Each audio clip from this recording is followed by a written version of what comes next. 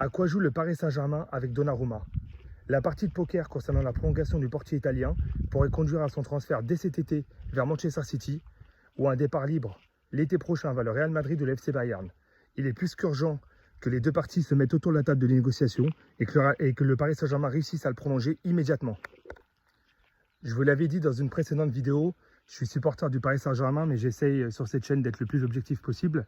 Et je me dois de vous dire la vérité, j'étais contre l'arrivée de Donnarumma en 2021. J'estimais que Keylor Navas avait donné satisfaction lors des 2 saisons qu'il avait joué avec nous. Et je ne comprenais pas pourquoi on devait prendre Donnarumma avec un salaire aussi élevé, environ 12 millions par an, brut, et lui donner 15 millions de prime à signature.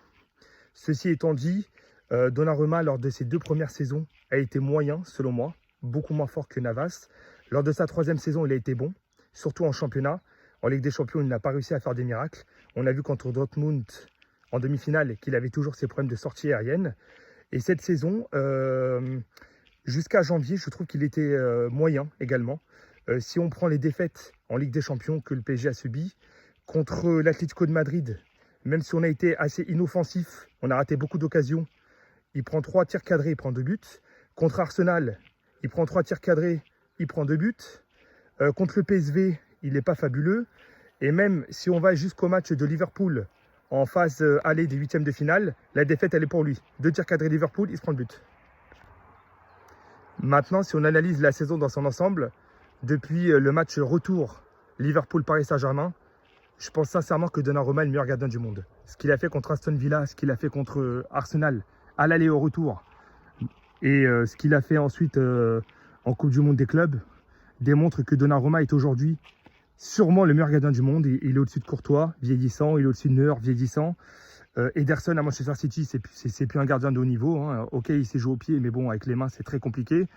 Alisson, il fait un bon match, il en fait 2 mauvais. Donc j'estime qu'aujourd'hui, Donnarumma est le meilleur gardien du monde. Et c'est là que se pose le problème. Le PSG lui propose une prolongation en lui baissant son contrat de base et en lui donnant des primes sur le nombre de matchs joués ou sur les victoires ou sur les titres remportés. Et c'est là que je ne comprends pas le Paris Saint-Germain. On est parti chercher Donnarumma alors qu'à l'époque on n'en avait pas besoin. Et aujourd'hui qu'il est le meilleur gardien du monde depuis 6 mois, on va lui demander de baisser son salaire à 26 ans. Un gardien qui a gagné la Ligue des Champions, qui a gagné l'Euro en étant meilleur joueur de l'Euro, qui a 74 sélections avec la sélection italienne, on va lui demander de baisser son contrat. Je n'arrive pas à comprendre.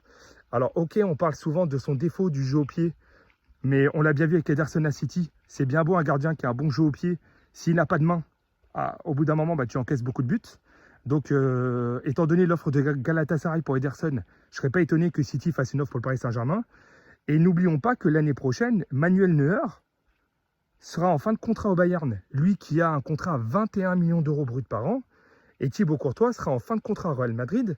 Lui qui a un contrat à 15 millions brut par an. Donc aujourd'hui, si vous êtes à la place du Real Madrid ou du Bayern, vous n'allez pas remplacer Neuer, 39 ans, par un Donnarumma qui en aura 27 l'année prochaine. Vous n'allez pas remplacer Courtois qui aura 34 ans par un Donnarumma qui aura 27 l'année prochaine. Eh bien si.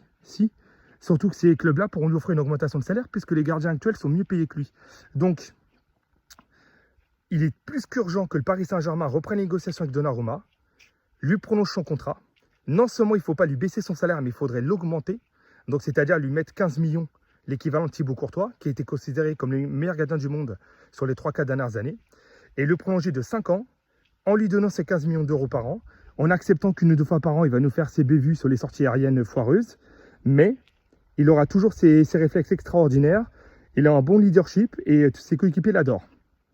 Donnarumma, il est urgent que le Paris Saint-Germain le prolonge. Dites-moi en commentaire ce que vous en pensez.